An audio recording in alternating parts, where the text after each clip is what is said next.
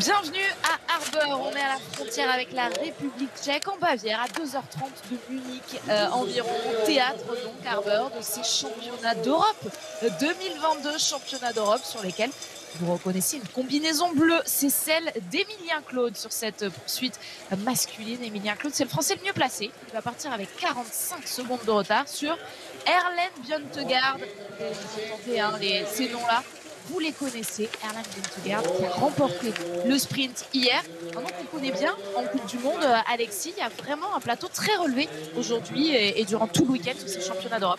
Oui, effectivement, on va avoir des sacrées poursuites avec des beaux championnats d'Europe et avec pas mal de grands noms qu'on a pu apercevoir plusieurs fois sur la Coupe du Monde. Bien sûr, il y a les Jeux Olympiques, il y a ceux qui sont partis ou en partance pour la Chine, mais il y a tous ces remplaçants de luxe, ceux qui n'ont pas réussi à atteindre ces sélections olympiques, et qui sont quand même bien présents sur ces championnats d'Europe.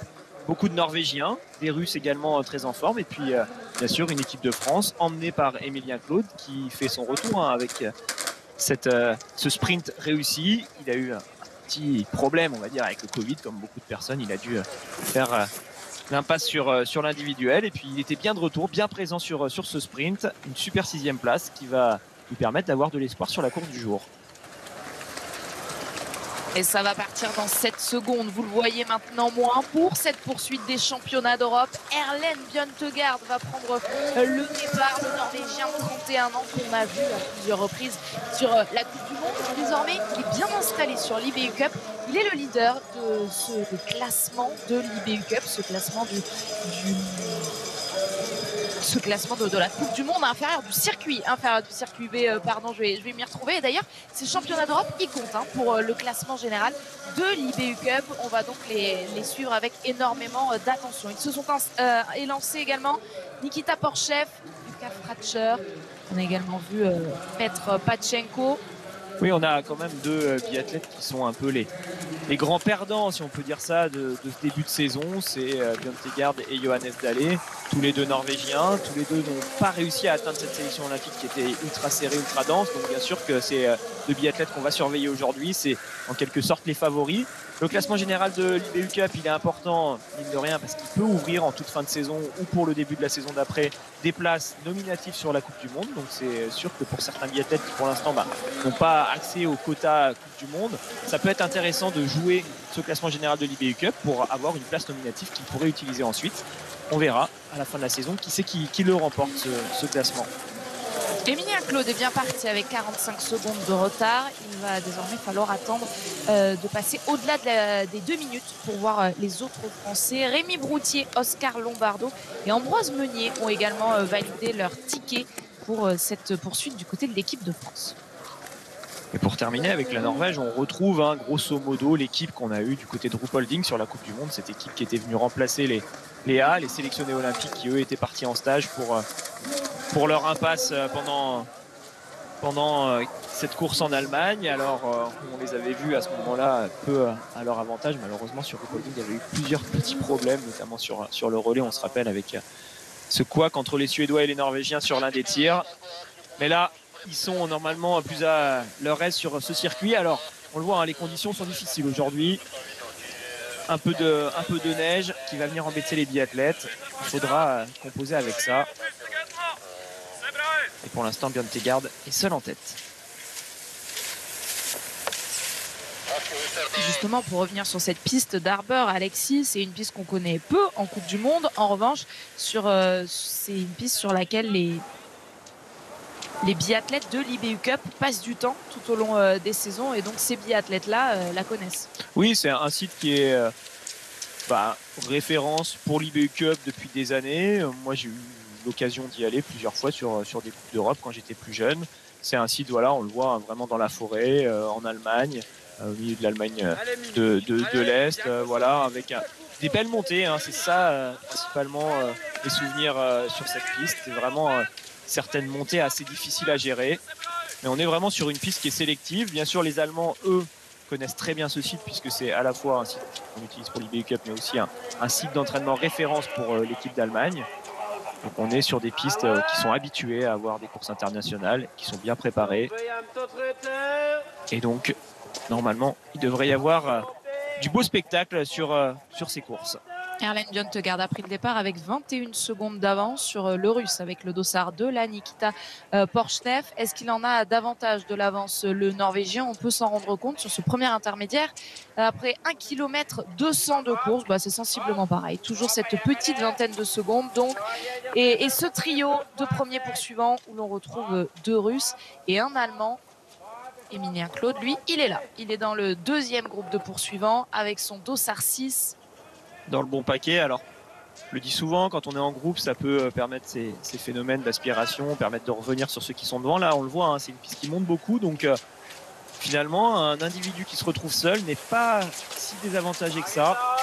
Il peut se débrouiller et on le voit bien, Bjørntegard garde à peu près le même écart pour l'instant. Il va y avoir une deuxième phase où là, on va être plutôt dans de la descente. On verra si à ce moment-là, ceux qui sont en groupe parviennent à lui reprendre un peu de temps. Alors, championnat d'Europe, hein, comme chaque année, c'est les championnats d'Europe Open, donc on le voit à l'image par exemple. Des Américains sont présents, il n'y a pas uniquement des nations qui composent l'Europe de base, si on peut dire ça comme ça. C'est vraiment, on va dire, des championnats du monde B, ces championnats d'Europe qui sont ouverts à tout le monde.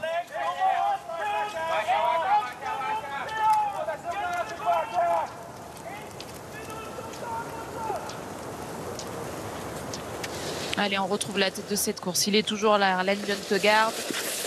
À Ruhpolding, justement, il avait fait un bon sprint. Hein. Il avait terminé 15e du sprint. 15e du sprint, donc sur cette étape de Coupe du Monde où il a fait sa seule apparition de la saison.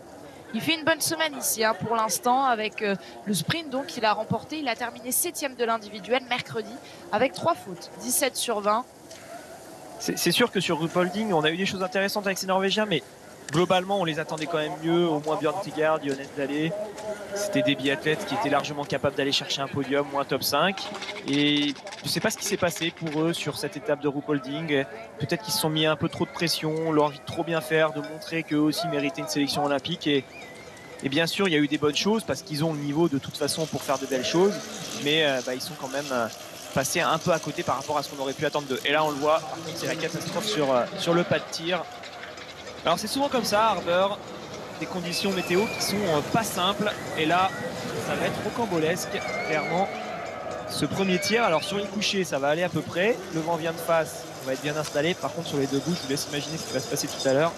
On verra si cette course peut aller au bout déjà dans un premier temps, parce qu'il ne faut pas que les tapis ou les barrières s'envolent. Mais surtout, on le comprend bien, il risque d'y avoir des rebondissements au niveau de chaque passage sur le pas de tir. Énorme bourrasque à l'arrivée d'Erlen Bjørntegard sur ce pas de tir. On a même vu l'entraîneur de tir se protéger. Alors ça a semblé se calmer. Est-ce que ça va rester comme ça? Pour l'instant, le Norvégien en tête de cette course commence bien. Oui, sur les couchers, ça va être gérable pour certains avec des 4 ou des 5 certainement. On le voit, la Bjørntegard repart avec un 4. Par contre, c'est sur les debout qu'il y aura un énorme combat à mener. Et le vent est fort, mais il est assez régulier, donc on ne se fait pas surprendre en fait par des changements en permanence. On le voit, hein, c'est pareil pour Pachenko qui lui aussi réussit un beau 4 sur 5. Fratscher, c'est la même chose. Et donc pas d'inquiétude pour Erlen Bjørntegard, il risque de ressortir en tête, peut-être accompagné par Aspenes. Non, lui aussi fait une erreur pour Strello pour l'instant. Aucun 5 sur 5, sauf pour Emilien Claude. Emilien Claude est le seul à avoir réussi ce 5 sur 5, tout comme Boget-Veit. Ils sont 2 à avoir réussi le tir parfait sur un premier tir très vanté, très compliqué. Et regardez, Emilien Claude s'est clairement replacé. Il sort avec une douzaine de secondes de retard, bien dans les skis de Boget-Veit. Il sort avec un excellent skieur, donc ça c'est parfait. Il va pouvoir se mettre avec lui, gérer son effort sans avoir à prendre de responsabilité. Le vent, il est présent sur le pas de tir, il est également présent sur la piste. Il peut y avoir des zones où c'est bien de se mettre à l'abri derrière quelqu'un. Belle opération là pour Emilien qui est bien entré dans son tir. Il va vraiment falloir profiter de ses couchers car ils sont possibles. Ils viennent de nous le montrer tous les deux, à Boget-Veit et Emilien, pour essayer de prendre l'avantage. Et ensuite sur le debout, chacun fera comme il le peut, mais c'est sûr qu'en réussissant bien comme ça les couchers, ça peut faire un bond au niveau du classement. Emilien se replace donc 3e. Et Et vous l'avez vu, cet anneau de pénalité qui est sacrément bien rempli. Beaucoup de biathlètes sont en train d'y aller. Est-ce que Molina arrive à réaliser le troisième 5 sur 5? Oui, Chamaev également, le Roumain, réalise le plein. Pour l'instant, 10 biathlètes seulement sont sortis de ce pas de tir ou de cet anneau de pénalité. Et seulement 2 toujours ont réalisé le plein parmi ces 10 premiers. Donc, Bogotveit et Emilien Claude. Vous l'avez vu, hein, le pauvre Kaiser qui lui a fait un 5 sur 5 à l'envers, c'est-à-dire qu'il a raté 5 balles. Rémi Broutier sur la pénalité avec un tour. Il va pouvoir quand même faire une petite remontée, je pense, grâce à cette seule faute. Alors qu'on revoit la concentration de Björn Tegard quand il est arrivé sur ce pas de tir. On va aller regarder où ça tape pour sa balle. Celle-ci a été bien emmenée sur la droite. En fait, c'est ça la difficulté quand on a du vent comme ça latéral qui vous pousse à droite. Il est fort, donc on est réglé par rapport à ça. Là-dessus, pas de souci. Mais il faut quand même tenir la carabine au moment du départ du coup pour pas que celle-ci soit projetée en direction de la droite par le vent. Et là, c'est ce qui a surpris Björn Tegard, alors qu'on retrouve Bogotveit et Emilien sur ce ralenti. Et un autre 5 sur 5 de la part d'un Français, Oscar Lombardo a réalisé le plein. Oscar Lombardo, il a terminé meilleur Français sur l'individuel mercredi, 0 faute. Les 4 premiers étaient à 20 sur 20 de toute façon et donc Oscar a terminé 4e. C'est Aspenes qui a remporté cette course devant Babikov. Anton Babikov, on l'a bien vu sur l'individuel. En revanche, il n'était pas là sur le sprint, contrairement à Emilien Claude, donc qui n'était pas là sur l'individuel, mais qui était bien là sur le sprint avec cette 6e position et qui désormais est sur le podium de cette course. On verra si Babikov finit par faire une apparition aux Jeux Olympiques ou non. On l'a pas mal dit hein, sur ce mois de janvier. C'était un peu compliqué au niveau des sélections internes pour la Russie. Ils étaient un de trop par rapport au nombre de places dont ils disposaient. On verra ce que ça donne à la fin des Jeux. Et pour l'instant, on se retrouve donc avec Björn Tegard qui essaye de résister. Hein. Il a toujours environ 10 secondes d'avance, mais on l'a vu. Hein. Derrière, ils sont bien organisés, ils sont en groupe. Ça va pas être facile pour lui de rester devant comme ça. Emilien, pour l'instant, c'est parfait. Toujours bien à l'abri derrière Bogotveit. Il y avait 11 secondes à la sortie du pas de tir, 11 secondes,9.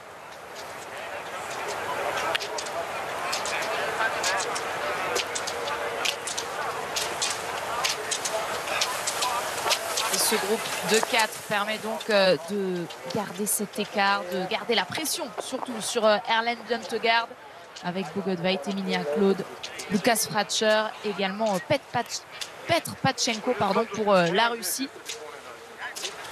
Finalement, les grosses nations qui sont présentes. Hein. Vous le voyez donc avec les 2 Norvégiens, donc un qu'on connaît très très bien, Johannes Dahle, qui passe désormais à 30 secondes.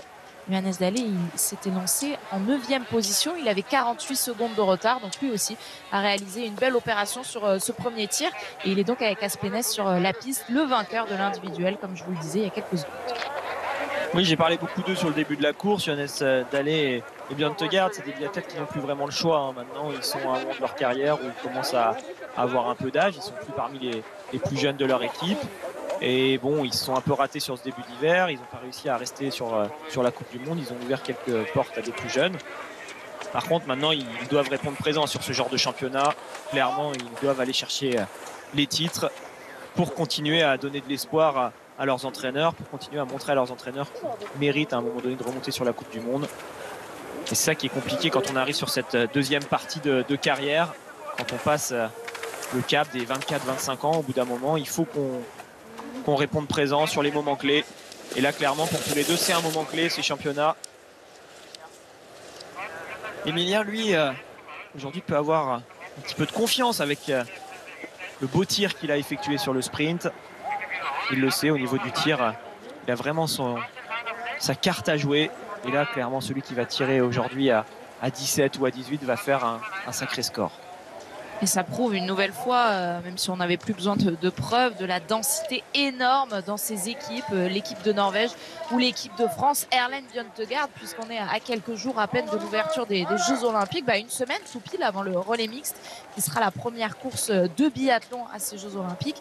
Erlen Björn Tegard, il avait terminé 5e du sprint à Pyeongchang en 2018, il y a 4 ans à peine.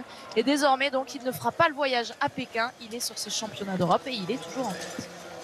Alors on arrive à nouveau sur le pas de tir pour pour ce deuxième coucher. Ça a l'air d'être un tout petit peu moins fort que tout à l'heure. On va voir une fois qu'on verra les familles si ça se confirme. C'est un petit peu moins fort, le vent est toujours là. Donc attention, bien régler la carabine si besoin avant de commencer le tir. C'est ce qu'a fait Björn Tegard justement. Il a remis quelques clics vers la gauche, il me semble, ça serait logique.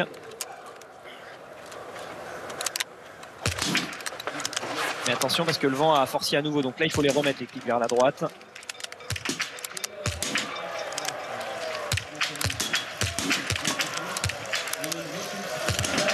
Une erreur pour Björn Tegard, 8 sur 10 donc sur ces deux tirs. Il s'en sort bien. Il y aura une erreur également pour Bogotveit, une pour Fratscher, une pour Pachenko. Et le plein à nouveau pour Emilien Claude. Mais quelle démonstration sur ces deux couchers. Le Français va ressortir en tête. Et oui, il va ressortir en tête avec une petite avance. Alors pas beaucoup finalement parce qu'Aspenef et Strelo, eux aussi réussissent ce sans faute. Tous les autres vont aller sur la note pénalité. Bravo. Bravo à Emilien là qui gère super bien ses couchers. Sur ce tour, il va falloir qu'il soit intelligent, ne pas trop en mettre. Même si ça revient un peu derrière, c'est pas grave. Il va falloir garder de l'énergie pour terminer fort sur les deux derniers tours. Il y aura après les deux bouts, il va se passer beaucoup de choses sûrement sur ces deux bouts qui vont être compliqués. Donc là, c'est l'opération parfaite pour Emilien qui, à la sortie de ces deux couchers, se replace en tête. D'autant plus, Alexis, que Emilien Claude, il doit composer aussi avec sa forme du moment. Vous l'avez dit en début de course, il a eu le Covid il y a quelques jours maintenant. Et sa forme n'est pas au meilleur niveau, en tout cas, de sa saison. C'est ce qu'il expliquait lui-même hier sur ses réseaux sociaux en disant qu'il avait eu les sensations de quelqu'un qui revenait de maladie. Alors que là, on le voit, sur le pas de tir, c'est plus tout à fait la même chose. Les 10 premiers ont pu passer avec une bonne fenêtre de tir. Par contre là, clairement, ça semble un peu chaud. Des bonnes rafales qui viennent de face. Si tout à l'heure, il y en a qui se retrouvent pendant qu'ils sont en train de tirer debout avec ce genre de conditions, ça va être assez sport. Et oui, donc Emilien, il a dit, hein, il n'est pas encore au mieux. Par contre, il a quand même eu une trêve forcée. Ça peut lui avoir permis de récupérer un peu d'énergie. Et sur une course comme aujourd'hui, où ça va se jouer surtout sur le pas de tir, il en est capable. Il est capable de faire la différence et de rester devant. Alors que là, les erreurs s'accumulent. C'est plus comme tout à l'heure au niveau des scores. Ça va être compliqué désormais de revenir.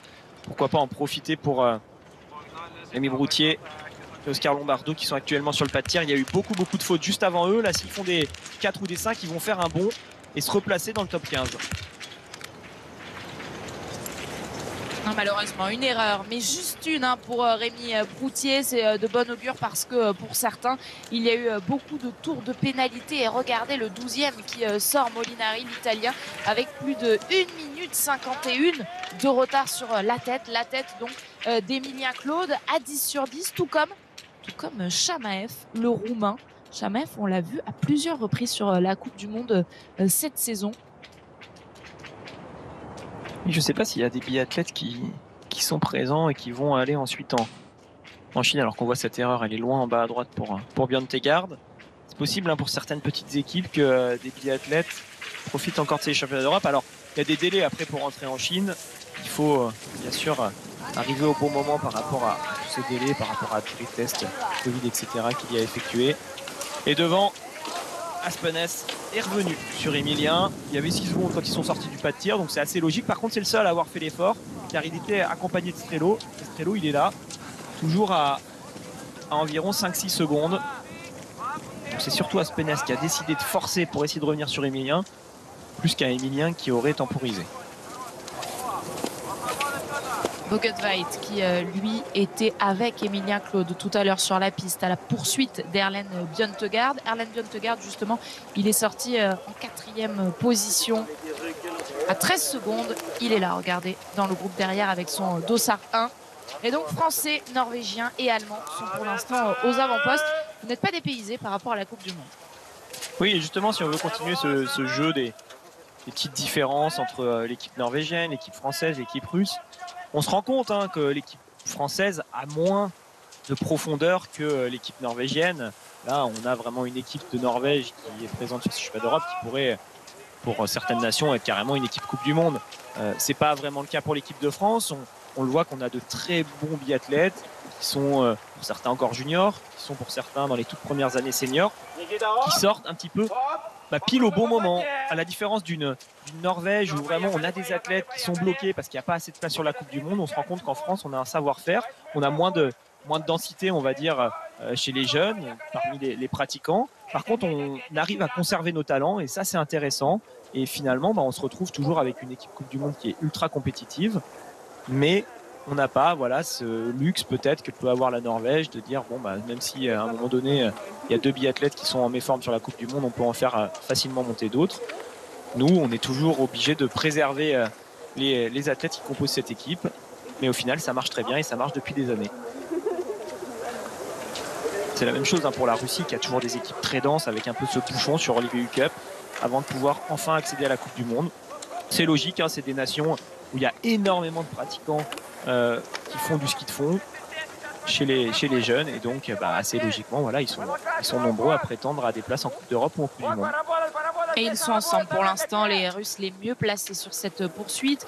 Juste avant de vivre les premiers debout, ils sont ensemble, Nikita Porchnev et Petr Patchenko, à une trentaine, allez 40 secondes quand même de la tête d'Emilien Claude. Et derrière, c'est vraiment derrière, qu'il y a un trou entre cette 9e et cette 10e place. Il y a quasiment 30 secondes d'écart, même un peu plus, 45 secondes entre la 9e et la 10e place, 8e et 9e. Donc pour l'instant, il y a toujours les 2 Russes. Et en tête, toujours un Français et ce Norvégien qui a déjà remporté une course sur ces championnats d'Europe mercredi, l'individuel, Aspenes, et bien dans les skis d'Emilien Claude.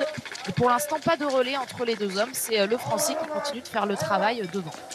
Très bon skieur, Aspenes, il va falloir se méfier de lui, bien sûr, sur la piste. Il a fait l'effort, donc il s'est mis à l'abri ensuite derrière Emilien. C'est logique. Emilien, pour l'instant, ne lui demande pas de passer parce que peut-être que ça peut avoir un intérêt de tirer sur la première cible. En fait, celui qui va être derrière vous, vu que le vent vient de la gauche, il va vers la droite, celui qui est derrière vous peut un tout petit peu vous protéger. Donc, je trouve ça plutôt judicieux de se mettre comme ça sur cette première cible pour Emilien.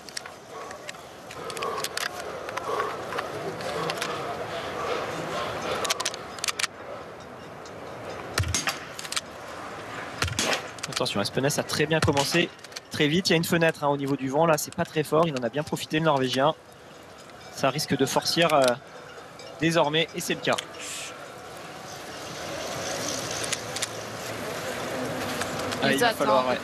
Ils attendent. Personne ne se décide à tirer une nouvelle balle. Aspenes, pour l'instant, il a mis les 2 premières. C'est la bonne stratégie, là, Alexis, d'attendre. Il va falloir faire un choix pour y aller à un moment donné. Aspenes fait une très très belle opération, un seul tour avec un tir qui est assez rapide. Là, il va, je pense, faire la différence par rapport à pas mal de biathlètes.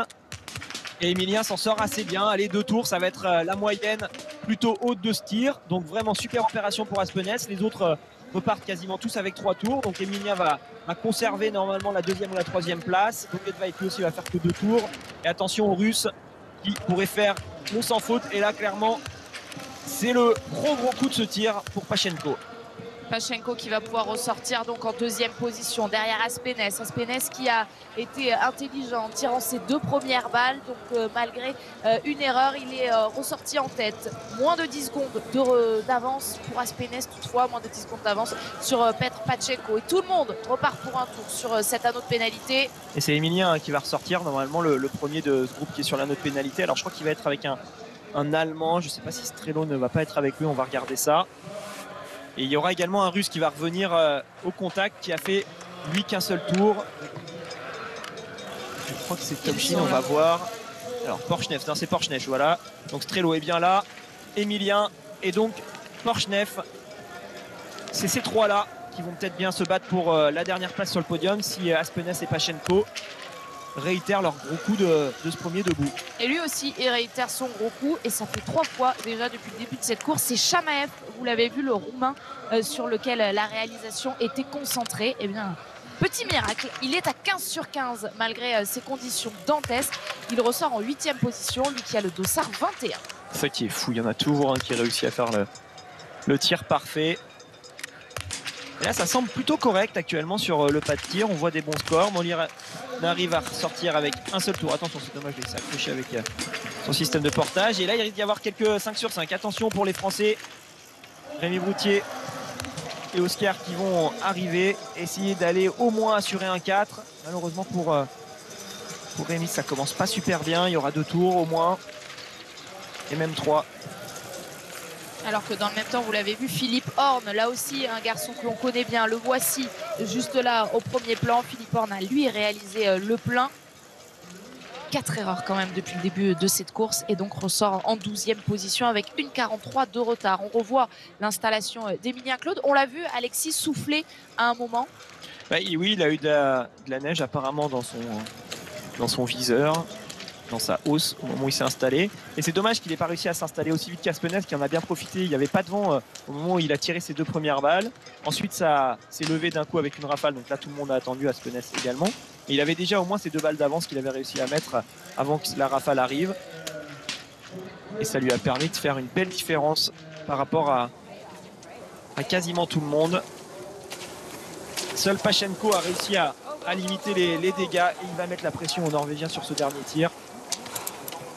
On va voir si Emilien lui est capable de rester avec Strelo et Porchneff.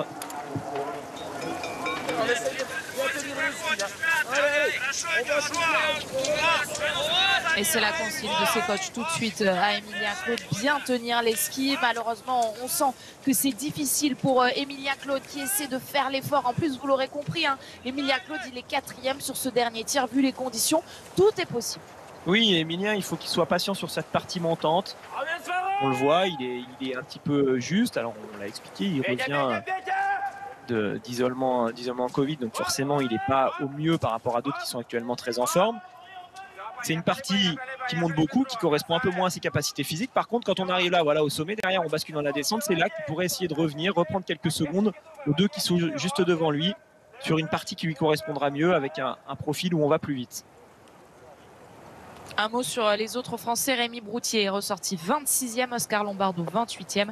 Et enfin, Ambroise Meunier est ressorti 31e, lui qui a le dossard 47.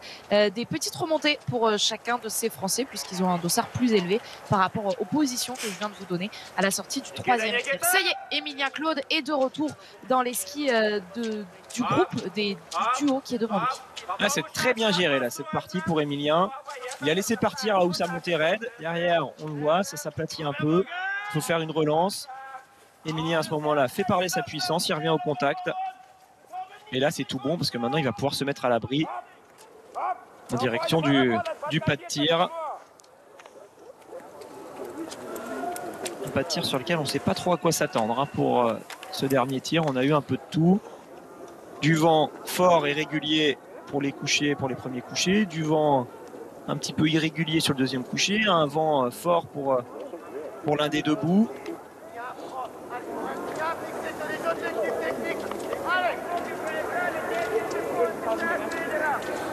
Comme sur la Coupe du Monde, hein, les entraîneurs de l'équipe de France, bien sûr, qui se mettent un peu partout pour pouvoir renseigner au maximum les biathlètes.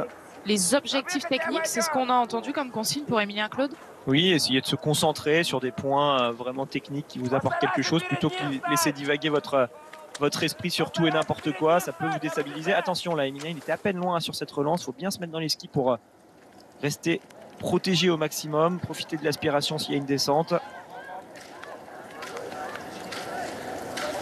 Sverre Aspenez, mercredi, a réalisé le 20 sur 20 pour aller chercher ce titre de champion d'Europe sur l'individuel. Il peut aller chercher aujourd'hui le 18 sur 20 qui clairement serait une très belle opération. Il y a un seul biathlète qui est à 15 sur 15 me semble-t-il. Oui, c'est le fameux roumain, donc Chamaev, qu'on a vu et ça va se décider maintenant sur ce pas de tir. Est-ce qu'il va faire le doublé? Sverre Aspenez juste derrière lui. Il a Petr Pachenko, ce russe de 31 ans.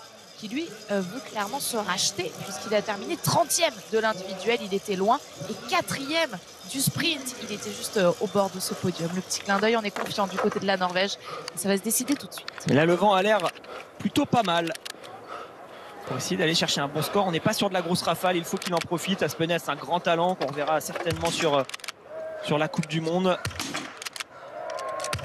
Et là il en profite clairement, hein. C'est tout bon en ce moment au niveau du vent. Et il y a une erreur pour Sverre Aspenez. La dernière balle n'est pas passée. Il va aller sur la note pénalité. Petr Pachenko peut croire à la victoire. Mais lui aussi va devoir aller tourner. 2 erreurs même. Allez, ça va s'ouvrir ensuite pour le podium, pour le groupe qui arrive, le groupe dans lequel il y a Emilien Claude. 2 erreurs pour le Russe. Ça va être compliqué de reprendre Aspenez, hein. C'est lui normalement qui va ressortir en tête, pourrait bien aller la gagner celle-ci parce qu'il a de la marge. Attention, le Russe en plus qui a perdu son bâton, qui perd son bandeau au moment où il va sur la note pénalité. Je ne sais pas tout ce qu'il a fait, il a peut-être chuté. Et regardez, le Norvégien va ressortir avec beaucoup d'avance sur tout le monde. Il aura au moins 30 secondes d'avance sur tout le monde, donc lui il va la gagner. Par contre ça va être chaud au niveau de la sortie de Pachenko, qui lui pourrait revenir l'un de ses biathlètes s'il y en a un qui va chercher un 5 sur 5. Et pour ça il faut clairement le tir parfait, et malheureusement pour ceux qui sont actuellement sur le pas de tir, le vent se lève à nouveau, donc là ça va avantager ceux qui ont déjà terminé. Et on risque d'avoir, voilà, Emilien Kiskula a choisi de tirer très vite. Ça peut peut-être être pas mal car les autres sont toujours sur le pas de tir. Ils ont en plus ces balles à réussir. Et ça va pas être facile de repartir avec, on le voit, un Boget-White il aura au moins 2 tours. Porchneff il en aura au moins 1. Strello également 1. Emilien pendant ce temps-là est en train de circuler sur la note pénalité. Est-ce que la stratégie va être payante pour Emilien Claude? Il y aura 2 tours pour Boget-White. Pachenko, lui, il est enfin ressorti de cet anneau de pénalité. Il y aura 2 tours pour Strello. Il va pouvoir aller sur cet anneau de pénalité. Porchneff aussi. Bjørntegard, un seul tour. La belle opération. Oui, ça va se jouer avec Bjørntegard et Boget-White pour Emilien. Attention, Frascher qui lui par contre va faire un sans faute. Donc c'est peut-être bien lui qui va en profiter pour repasser 3e, car Emilien doit encore avoir au moins un tour et demi à effectuer. L'Allemand va pouvoir la faire à l'envers à tout le monde. Regardez, il est là, Frascher, et là c'est un bon client sur la piste. Alors que regardez, on le voit, Emilien lui repart encore pour un tour. Il va se retrouver face au Norvégien pour essayer de jouer entre la 4e et la 6e place normalement. Bjørntegard vient de ressortir. Et Emilien Claude, il est en train de faire son dernier tour de pénalité avant de le voir ressortir pour aller chercher une 5e place. C'est Boget-White qui est sorti comme on le pressentait, et puis derrière ils sont nombreux pour aller chercher cette 5e place. Il est là, Emilien Claude, 9e donc, mais devant lui la Porchneff, Strello, Dalleux et Boget-White même à 5 secondes. Mais on voit, c'est difficile pour Emilien Claude qui en plus a 3 tours là à l'instant dans les jambes. Oui, il a un tour de plus que tous les autres. Ils sont tous presque à 2 tours. Ils ont réussi à ressortir juste devant lui. Stratégie intéressante de la part d'Emilien qui a tout donné à un moment où il y avait beaucoup de vent. Ils n'ont pas eu de chance quand même là, ce groupe qui jouait entre la 3e et la 7e place. Il y a eu vraiment une rafale qui les a forcés à arrêter, alors que derrière, quand Frascher est arrivé, c'était à nouveau plus calme. Mais c'est ça aussi le biathlon, savoir jouer, s'adapter aux opportunités. Et Emilien aura essayé sur cette course. Malheureusement au final ça fera un 15 sur 20. Il va se battre dans ce dernier tour pour essayer de revenir au contact, mais ça risque d'être un peu compliqué pour lui de revenir mieux que cette 9e place, car devant il y a des solides au niveau de son ski, et le Russe s'est fait peur. On voit le petit couac. Il semble avoir jeté son bandeau et ses lunettes. Enfin, ça semble avoir été de son propre fait. Il semble en avoir envie. En revanche, perdre son bâton, c'était pas prévu juste avant d'aller sur cet anneau de pénalité. Mais malgré cet anneau de pénalité, il va aller chercher cette 2e place, sauf énorme accident également. Sverre Aspenes, lui, va remporter cette course. Derrière, c'est pas le Russe, c'est un biathlète qui vient de se faire laper, puisque Sverre Aspenes avait 45 secondes d'avance à la sortie du pas de tir. Le doublé est en train de lui tendre les bras. Et là, il va pouvoir profiter, dérouler dans ce dernier tour. Effectivement, le Bélorusse s'est fait prendre un tour, donc on ne parle pas tout à fait de la même course. Pas de risque et pas de danger pour le Norvégien. Pachenko derrière devrait être assez tranquille lui aussi. Mais ensuite, pour Frascher, il va falloir se méfier du retour de Bjørntegard, de Boget-White. On va voir si c'est serré entre eux tous. Il y avait quand même 10 secondes d'avance pour l'Allemand face à Bjørntegard. Mais on ne sait jamais, dans un dernier tour, ça peut vite refondre ces 10 secondes.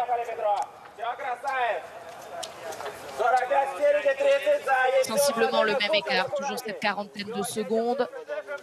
La médaille d'or et la médaille d'argent de ces championnats d'Europe semblent donc pour l'instant figées. Derrière, la médaille de bronze, elle est pour qui? Pour l'instant, l'Allemand est toujours là avec encore une belle avance sur Bjørntegard pour l'instant. Ça va être compliqué ensuite pour le Norvégien de revenir, parce qu'il ne va plus rester beaucoup de parties montantes où il pourrait faire la différence. Frascher, on le sait, c'est quelqu'un qui est quand même costaud. Il nous l'a montré sur la Coupe du Monde. Et des biathlètes qui se battent actuellement pour ce classement de l'IBU Cup. Frascher, il est 5e sur ce classement de l'IBU Cup. Bjørntegard, c'est le leader de ce classement.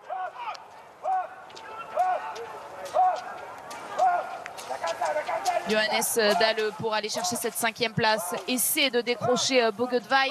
Pour l'instant, il y arrive. C'est Dalle qui semble plus fort sur la piste. On retrouve la tête de cette course. Ils sont loin. Hein. Dalle et Bogotveit, ils sont à 1 minute 40 de l'homme que vous venez de voir passer comme une flèche, Sverre Aspenes.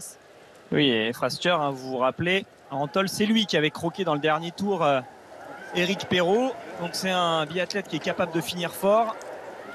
Sur ce relais, là, quand ils sont allés faire 3e, les Allemands, il avait fait un très bon finish. Donc là, grosse mission hein, quand même pour Björn Tegard. S'il veut essayer de revenir sur l'Allemand, il va clairement falloir qu'il s'emploie. Et je ne suis pas bien sûr que ce soit possible. Ah, allez, on va quand même prendre le drapeau pour le Norvégien. C'est vrai qu'on est sur un championnat. Il avait de la marge pour faire ce petit dérapage. Et il va pouvoir profiter donc de cette ligne d'arrivée avec ce drapeau norvégien dans le vent allemand, dans le vent d'Arber. Nouvelle médaille d'or, nouveau titre européen pour Sverre Aspenes à 24 ans. Le Norvégien, 3 jours après avoir été titré champion d'Europe de l'individuel, plante ce drapeau norvégien sur la ligne d'arrivée. C'est lui le champion d'Europe de la poursuite. C'est pas mal ça, ce drapeau. Je ne sais pas ce qu'en pensera l'IBU en termes de règlement, mais par contre je trouve ça assez sympa. Il y a peut-être quelqu'un qui va aller l'enlever, ouais, c'est assez logique. Parce que ça risque de gêner à la fois la cellule pour les transpondeurs et en même temps les arrivées de ces biathlètes. S'il y a des sprints un peu plus tard, là ça va arriver tranquille donc pour le Russe 2e. Petr Patchenko qui avait été déçu à l'issue de ce sprint. Regardez son dossard, il avait le dossard 4, il avait échoué juste au pied de ce podium. Et bien cette fois, il est vice-champion d'Europe de la poursuite. Petr Patchenko termine 2e pour l'argent et Lukas Pratscher finalement n'aura pas été inquiété. Il a fait l'effort dans le dernier tour et une nouvelle médaille de bronze pour l'Allemand qui récidive avec 6 erreurs aujourd'hui. Mais dans des conditions extrêmement difficiles, il vient chercher une nouvelle médaille de bronze. Et oui, c'est le seul hein, finalement l'Allemand qui était sur le podium du sprint et qui réussit à rester sur ce podium de la poursuite. Björn Tegard qui était parti en tête terminera donc 3e. Aujourd'hui, Johannes Dalle va faire une petite remontée, mais pas suffisante encore hein, par rapport au niveau qu'on attend de lui, qu'on espère le voir retrouver un jour.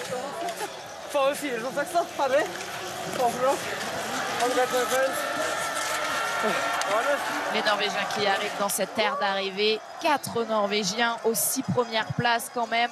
Un Russe et un Allemand se sont invités sur ce podium. Et le voici, Emilien Claude, que l'on attendait, qui termine 9e. Il était ressorti 9e de ce bâtiment. Il s'est bien battu dans ce dernier tour, Emilien, parce qu'il était ressorti avec un peu de retard sur les 2 biathlètes avec qui il arrive. Il a essayé de faire le sprint à la toute fin, ça n'a pas suffi, mais quand même, il a fait une belle course. Un temps de ski qui est très intéressant, lui qui revient donc de Covid à 43 secondes de Johannes Dalle qui a le meilleur temps de ski aujourd'hui. C'est, je trouve, une course bien intéressante pour Emilien. Dommage ce dernier tir là dans le vent, un peu trop fort pour vraiment pouvoir en tirer des conclusions. Mais jusque là, ça avait été excellent pour Emilien. Lui qui est en première année senior. C'est des belles performances quand même là sur ces courses avec face à lui une belle équipe de Norvège. Quelques Russes qui sont bien présents, des Allemands qu'on connaît déjà. Et Emilien qui a failli aller le chercher, ce podium aujourd'hui, qui terminera finalement 9e.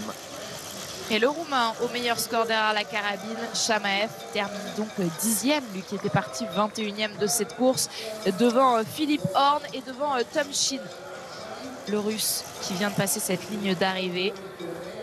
La meilleure course du jour, c'est pour Aspenes. Devant Pachenko, finalement, on retrouve un peu le podium final.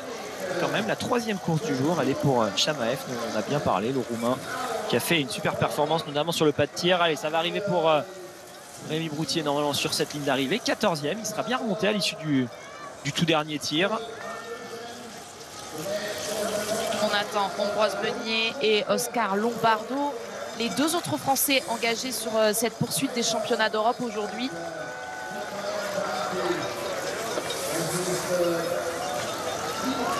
Ça arrive à l'instant pour Zingerle, l'Italien. Là, on est sur quelqu'un de la famille de l'entraîneur principal de cette équipe italienne pour la Coupe du Monde.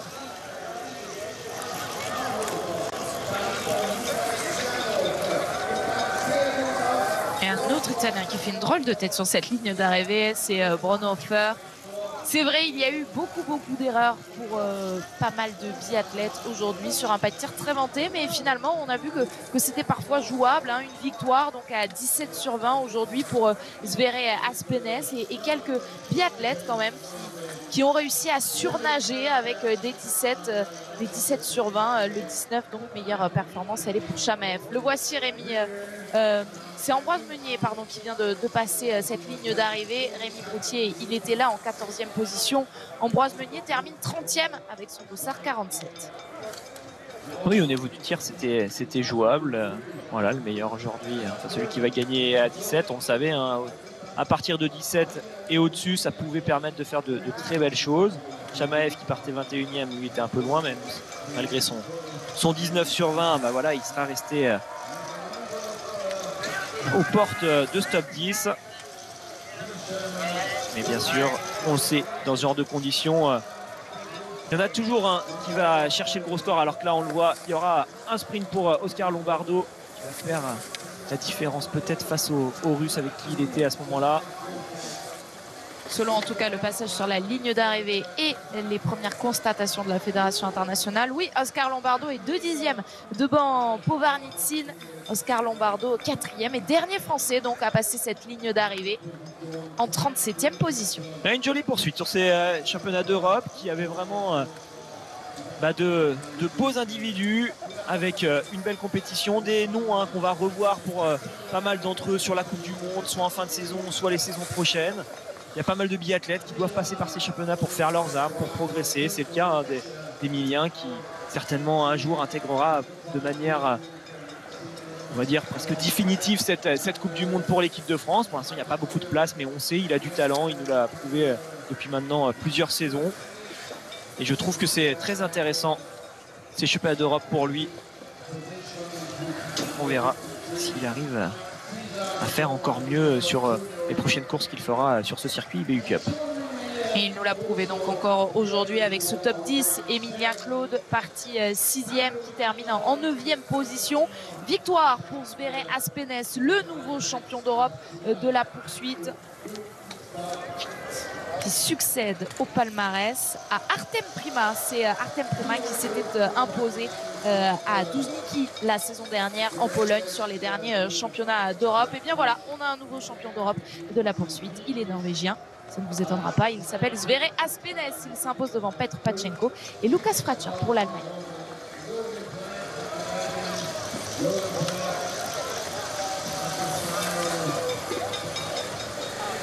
L'hymne norvégien qui va retentir pour la deuxième fois dans ces championnats d'Europe grâce à Aspenes.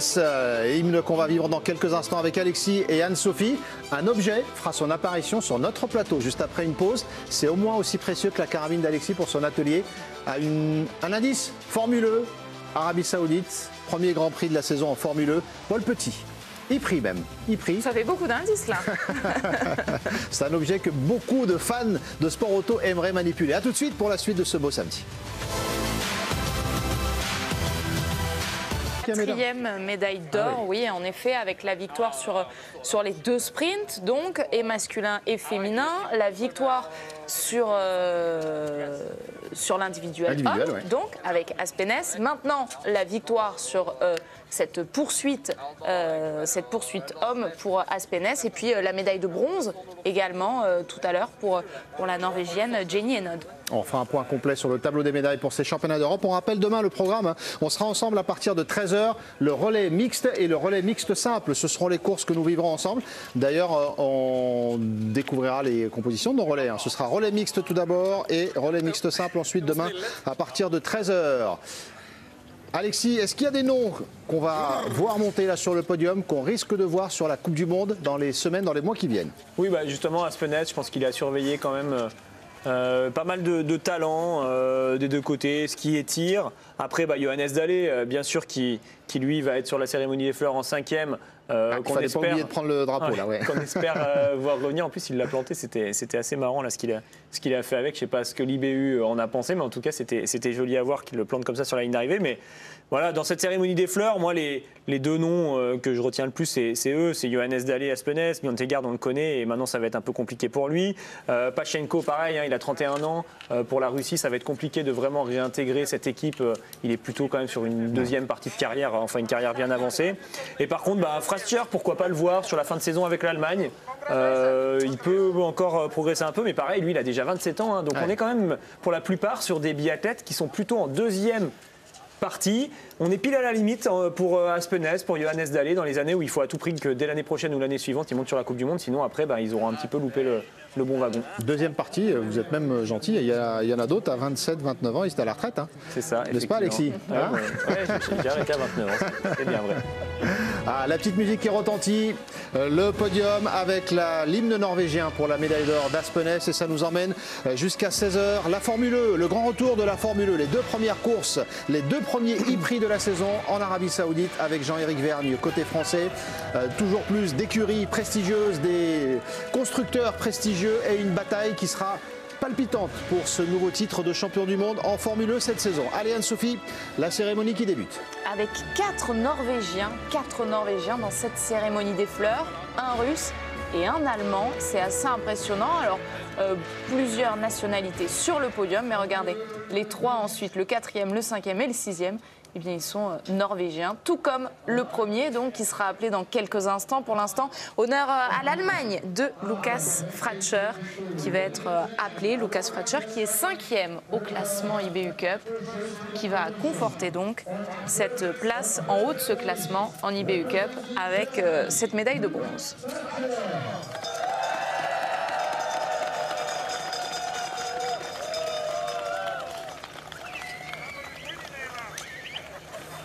Ils sont clairement présents, les Allemands, sur cette compétition. Chez eux. Sur ces championnats d'Europe, exactement. C'est la 6e médaille pour cette équipe d'Allemagne. Déjà 2 médailles d'argent et 4 médailles de bronze, dont celle-ci, donc, pour Lukas Fratscher. Et Alexis, c'est important de le rappeler. Ça ne veut pas dire que l'équipe de France, on est mauvais, qu'il n'y a pas de relève et que ça va mal pour la relève du biathlon français. Non, rien pas du tout. Au contraire, ça montre que nous, on n'a pas vraiment ce phénomène d'embouteillage en fait sur l'IBU Cup. On a vraiment des jeunes qui utilisent cette IBU Cup pour ensuite être propulsés sur la Coupe du Monde. On est un peu, on pourrait dire en anglais, just in time, quoi. Vraiment pile les bons athlètes au bon moment, dans leur bonne préparation. On n'a pas ce condensé, cet embouteillage qui se fait pour ces grosses nations là qu'on voit sur le podium. Et donc forcément, on a des biathlètes français qui se retrouvent face à des biathlètes plus expérimentés, qui sont encore un peu plus forts, mais surtout grâce au fait qu'ils sont un peu plus âgés. Just in time, le Norvégien Aspenez qui va monter sur la plus haute marche du podium. Avec un nouveau titre pour Aspenez. En 2018, il avait été titré champion du monde junior de la poursuite. Cette fois, c'est un titre de champion d'Europe de ce format, de cette discipline, la poursuite. Sverre Aspenez qui va compléter cette belle collection de médailles d'or. Après celle donc sur l'individuel, 5e médaille, 4e titre pour la Norvège dans ces championnats d'Europe, et les Norvégiens donc très représentés dans le top 6. On voit à l'image Erlend Bjørn Tøgaard qui peut avoir des regrets quand même avec son dossard 1. Sur le 3e tir, il en a mis 3 dehors. Et il ne réalisera donc pas le doublé sprint poursuite. Johannes Dalle est là en 5e position, lui qui était parti 9e. Et enfin, Bogetveit, Havard Bogetveit qui complète cette cérémonie des fleurs. Avec 3 Norvégiens, donc 4e, 5e et 6e. C'est sûr que ce circuit IBU Cup, il a également des enjeux importants. Par exemple, si on prend un biathlète comme Bjørn Tøgaard, je l'ai dit, il commence à être plutôt allégé, il ne va plus lui rester beaucoup d'opportunités pour remonter en Coupe du Monde. Il n'a plus forcément la faveur de ses entraîneurs. Par contre, actuellement, il est en tête du classement général de l'IBU Cup. Et ça pourrait lui donner, en fin de saison, un quota nominatif pour remonter sur la Coupe du Monde. Donc là, ça pourrait vraiment lui permettre d'utiliser cette place qu'il a gagnée, parce qu'il a gagné le classement général, et donc d'aller, peu importe s'il a la faveur de ses entraîneurs ou pas, d'aller faire son retour sur cette Coupe du Monde. Et à ce moment-là, s'il arrive à claquer un podium ou un bon résultat, derrière, tout peut changer.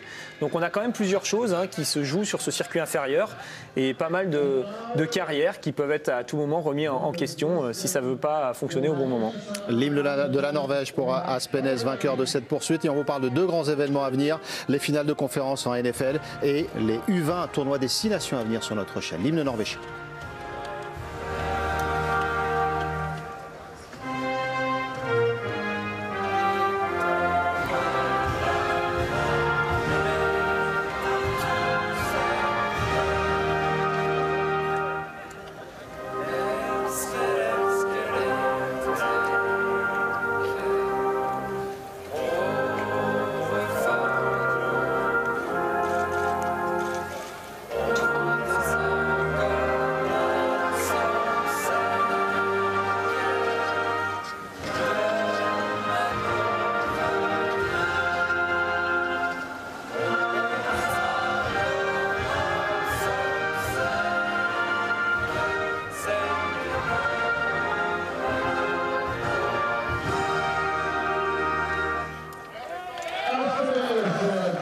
Deuxième médaille d'or pour Aspenès, qui en a profité sans le bonnet, sans le masque, pour savourer ce moment si fort dans une carrière, Alexis. Oui, puis surtout un hymne qu'on risque d'entendre régulièrement dans les prochaines semaines. Les Norvégiens qui terminent quand même souvent à l'une des premières places du tableau des médailles. Et voilà, donc l'important, Alexis, c'est que la Marseillaise soit l'hymne qu'on entende à la fin de la saison. Pour le gros globe de cristal, on l'espère pour Quentin Fillon-Maillet, effectivement. Mais la Norvège, oui, impressionnante sur ces championnats d'Europe et impressionnante tout court, effectivement, en biathlon.